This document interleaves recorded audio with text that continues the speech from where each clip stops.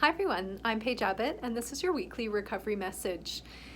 This week I thought I would start some discussion about boundaries, as it's a question that comes up often from people who've been working with us for a long time, as well as with new clients. So the first part of the boundary series that I wanted to talk about is general information on what are boundaries. So boundaries are ways that we can work with our needs in a relationship. With boundaries, we have awareness of what we need, what we value, what we will tolerate in terms of treatment and behavior and situations, and what we won't. The additional part about boundaries is there's an awareness of what we need, and with boundaries, there also needs to be a willingness to act and follow through on those boundaries. So it's one thing to know that we want to be treated respectfully. It's another thing to be prepared to take action when we're being treated disrespectfully. And that action piece is something that I find is undervalued and often forgot about when people are exploring the topic of boundaries. So boundaries essentially teach other people how we want to be treated. Of course, recognizing that we can't control how people are going to treat us, but what it does show is what we are willing to put up with in a relationship and what we're not. So essentially our boundaries are our way of looking after ourselves in relationships and wherever we go. Boundaries tap right into our basic and core needs that we have, and as well they have that action component. So we are willing to speak up and stand up for ourselves.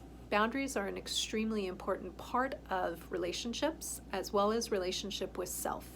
If we don't have boundaries, then often people feel hurt, disrespected, used, manipulated.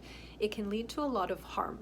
When we do have boundaries in relationship, it allows for openness, intimacy, respect, and rejuvenation of energy, because now we are not expending energy to be in a relationship that's not meeting our needs and where we're not being taken care of within ourselves. Boundaries are an extremely important part of health, because again, if we don't have them, it can lead to a lot of harm, it can lead to a lot of energetic drain, and it can lead people to find themselves in situations that can be quite compromising for health and potentially even dangerous or life-threatening. So boundaries are extremely important. I would encourage you to keep learning more about what boundaries are and reflecting on what your current boundaries are.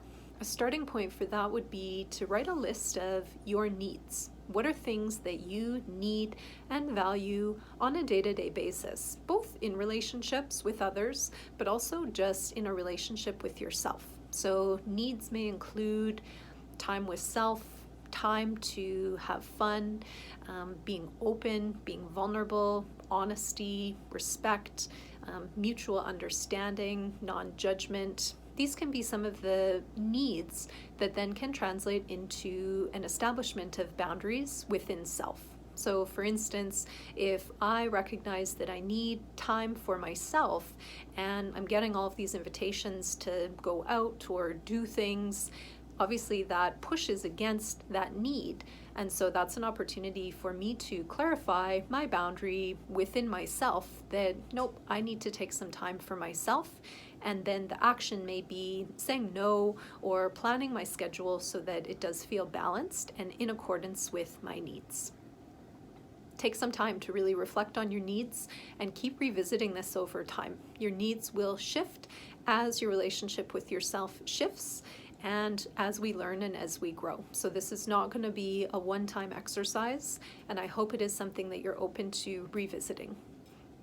Wish you the best in identifying what you need and starting to identify what are boundaries and what role have they played in your life. And stay tuned for more follow-up around the topic of boundaries in the weeks to come. Thanks for watching. Bye for now.